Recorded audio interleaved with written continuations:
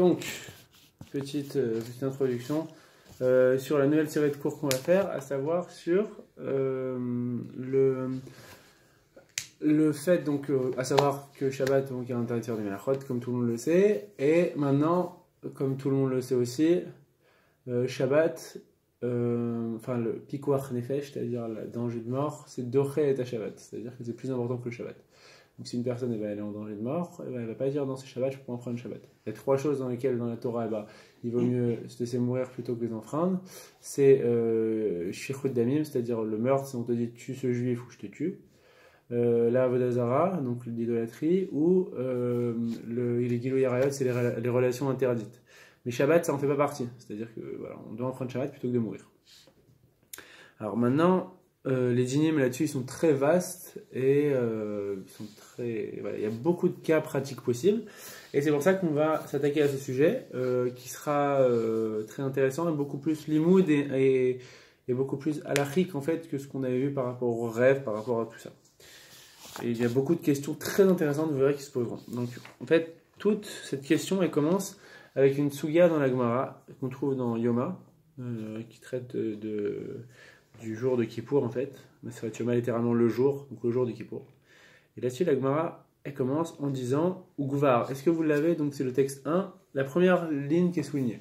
Texte 1, premier texte, première ligne soulignée. Celui-là, Jérémy? Ok. Donc la Gemara, elle commence comme ça. Elle dit Ugvar aya Rabbi Ishmael ve Rabbi Akiva ve Rabbi Elazar ben Azariah me aler bader be Levi Asadar ve Rabbi Ishmael beno shel Rabbi Elazar ben Azariah me alchin acharen. Donc il y avait un tas de rabbanim qui marchaient ensemble. On va pas citer tous les noms. Nishala shelazo bifneem. On étudie les Nishmat Sifravat Rachel. Nishala shelazo bifneem. Donc ils se sont posé cette question. Minayin le pikuach nefesh et dochet et Shabbat.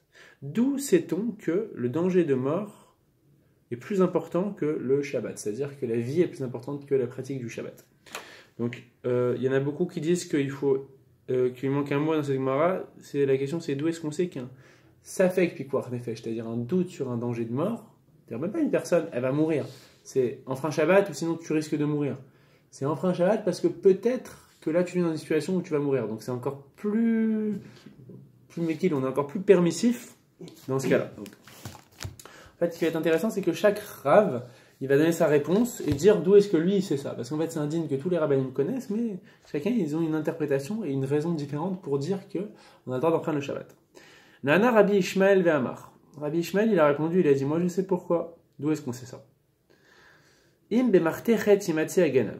Alors, il y a un cas dans la Torah, dans Shemot, comme ça, du Abba bemartechet. Donc, qu'est-ce que c'est en fait ce cas de Abba Bamarteret? C'est en fait c'est une personne qui est confrontée à son cambrioleur qui a fait une marteret qui a fait qui a creusé un tunnel et il se retrouve nez à nez avec lui. Alors maintenant la personne elle a peur, c'est normal, la personne qui se fait cambrioler, voilà, donc elle tue le voleur. Donc la Torah a dit que cette personne-là, elle n'aura pas le droit, le voleur ou ses descendants n'auront pas le droit à un dédommagement parce que il n'avait pas à venir ici et il s'est mis tout seul dans un danger de mort. Donc la Torah a dit im bemarteret imatse aganav. Donc si on trouve dans si le voleur se trouve dans ce tunnel et après il se fait découvrir il tombe nez à nez avec le propriétaire et il se fait tuer. Dans ce cas-là, qu'est-ce que dit la Torah? Il n'y aura pas de paiement qui seront donnés à cette personne-là si elle est tuée. Il n'y aura pas de dédommagement pour sa famille. Alors, Rabbi Ishmael, il fait une déduction, il dit Umazé chez Safek al-Mamon, ba Safek al-Nefashot, ba. Et te dit comme ça, il te dit déjà que dans ce cas-là, de celui qui est confronté à son cambrioleur, on ne sait pas vraiment si ce cambrioleur-là, on ne sait pas vraiment si lui, quand il vient ici, est-ce qu'il veut juste voler le butin, enfin voler quelque chose, cambrioler, ou est-ce d'une part, voilà, mais il ne compte pas faire de mal au propriétaire, ou est-ce que lui, sa kavana aussi, c'est de tuer le propriétaire. C'est-à-dire ici qu'il va être confronté au propriétaire, il veut pas qu'il y ait de témoins, il veut pas qu'il y ait de problème, donc il va le tuer. Donc on ne sait pas vraiment ce à quoi on va être confronté. Et pourtant, la Torah te dit tu peux le tuer, en plus de ça, tu n'auras pas à lui payer de dédommagement. Donc, C'est pas seulement la nuit. c'est pas seulement la nuit. Peut-être. J'ai- Peut-être, ouais, non, c'est possible. C'est possible que ce soit seulement la nuit. Il faudrait voir exactement le cas du pape à Marteret. Mais on te dit comme ça, on te dit, voilà, on sait pas vraiment pourquoi est-ce que est-ce qu'il y a un risque de mort pour le propriétaire. Et malgré tout, on dit dans ce cas-là que tu as le droit de le tuer. Et en plus de ça, il y a un deuxième, un deuxième djinn par rapport au meurtre, qui est le suivant, qui est shfichut damim, le meurtre, mais tameh et haaretz vegorem la shrina shetistalek mi Israël. C'est tellement grave le meurtre que ça cause, en fait, ça impurifie la terre et ça cause en fait que la shrina, la présence divine, fuit la terre d'Israël quand il y a des meurtres sur la terre. Donc, c'est quelque chose de très grave. Pour que la Gemara elle emploie des termes aussi violents, de dire que shfichut damim, le meurtre, c'est quelque chose qui est responsable de la fuite de la présence divine, il faut y aller quand même. Et on te dit malgré tout, Nitan Natsilo. La Torah, elle a quand même malgré tout donné au propriétaire de l'appartement. Enfin,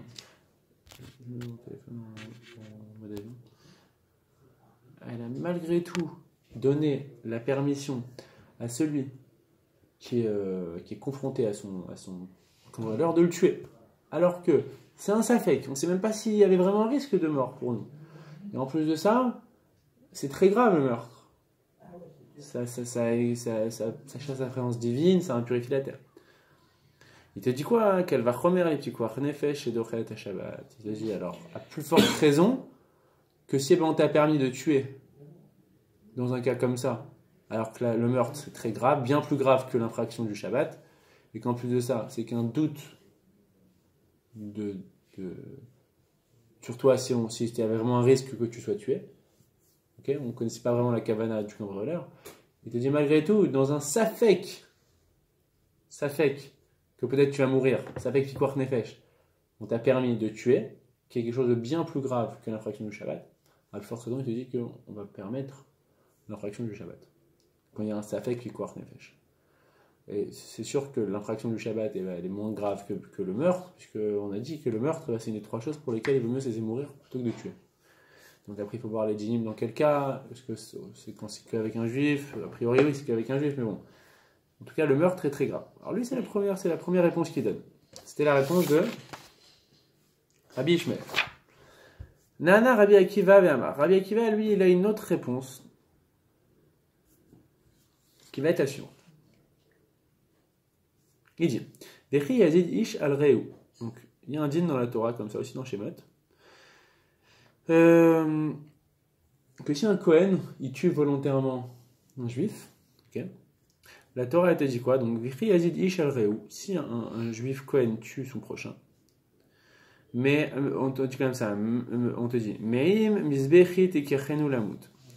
On te dit, c'est Hachem qui parle, il te dit depuis mon Mizbeach, c'est-à-dire l'endroit où on fait les sacrifices, Tikachenu Lamut, tu le prendras et tu le tueras.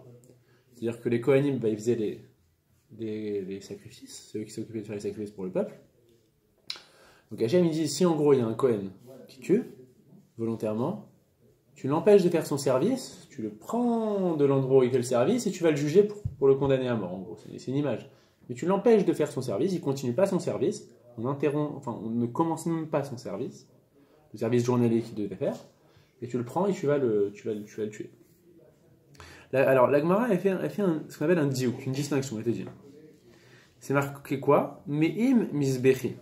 C'est-à-dire, alors, ne me demandez pas comment ça rentre grammaticalement, je ne sais pas quelle est la différence, mais la distinction que la Gemara veut faire, elle te dit, c'est marqué dedans, Me'im misbechi.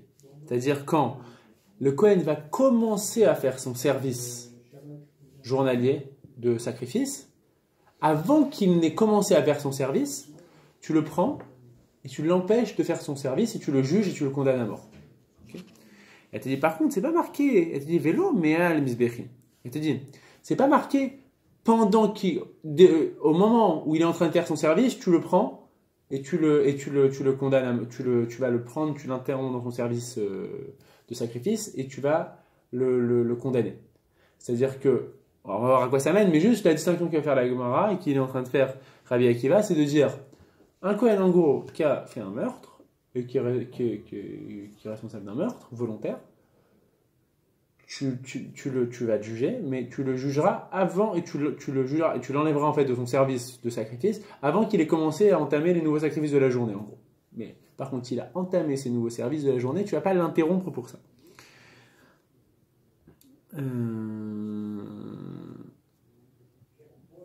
Ouais, donc dans le cas par contre où il aurait commencé son service de sacrifice de la journée, tu le laisses terminer et ensuite tu vas le juger. À quoi ça nous mène? On va comprendre tout de suite. Amar Rava Bachana, Amar Rabbi Yochanan. Loshanu et là les Hamit. La Gemara te dit comme ça, elle te dit. Enfin, Rava Bachana. Qu'est-ce que tu veux déduire de tout ça? Qu'on n'interrompt pas le sacrifice qu'il est en train de faire, les sacrifices qu'il est en train de faire le Kohen, mais qu'on le prend avant même qu'il ait commencé à faire les sacrifices. On dit dans quel cas on a dit ça? Que s'il a déjà commencé ses sacrifices, on n'interrompt pas. Et là, les Hamit, c'est que dans un cas où on va le mettre à mort, ce Kohen. C'est-à-dire qu'il y a des preuves, et tout laisse penser que ce Kohen, il doit être condamné à mort. Okay. Maintenant, on dit, voilà, il doit être mis à mort, mais il a commencé le sacrifice. Les sacrifices qu'il fait pour le peuple, c'est le plus important. On attend qu'il finisse, ensuite on va le condamner.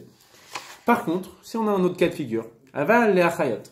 Imaginons maintenant qu'on a un Kohen qui est en train de faire son service de korbanot, et on a besoin de lui.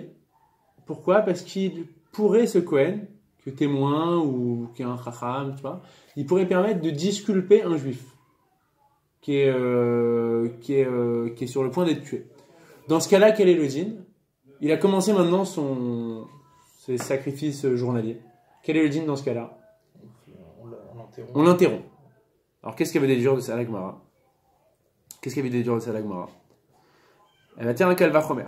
Donc on répète jusqu'ici. Si un Kohen, il doit être condamné à mort, on dit, s'il a commencé à faire ses sacrifices journaliers, on attend qu'il termine ses sacrifices et ensuite on va l'amener au Beddin.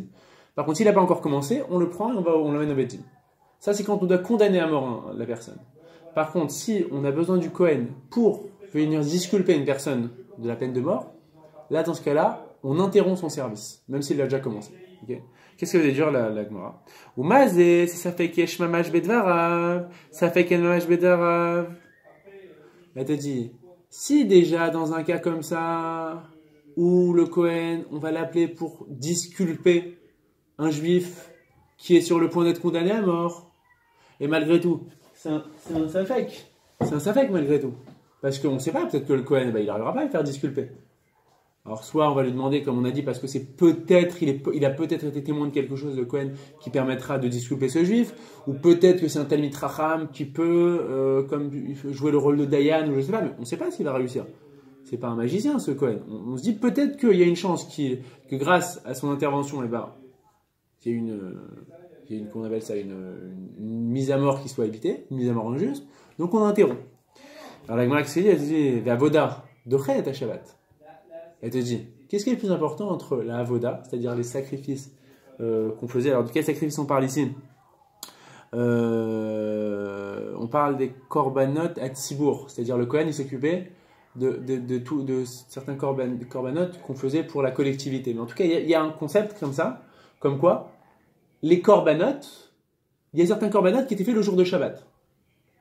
Donc on voit bien que les korbanot, entre guillemets, sont plus importants que le Shabbat, puisqu'ils priment. On ne te dit pas, non, tu ne fais pas de korbanot parce que c'est Shabbat. Il y avait des korbanot qui étaient faits. La Gemara, à ce moment-là, elle va faire un kalva chomer. Elle fait kalva chomer, les pikuach nefesh, chez dochet à Shabbat. C'est-à-dire, si déjà dans un cas comme ça, on voit très bien que c'est plus important pour toi. Attends, juste.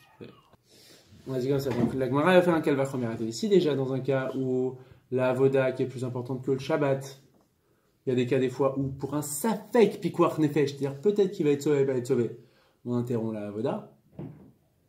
Alors forcément, c'est-à-dire quoi? C'est-à-dire que le safek pikuach nefesh,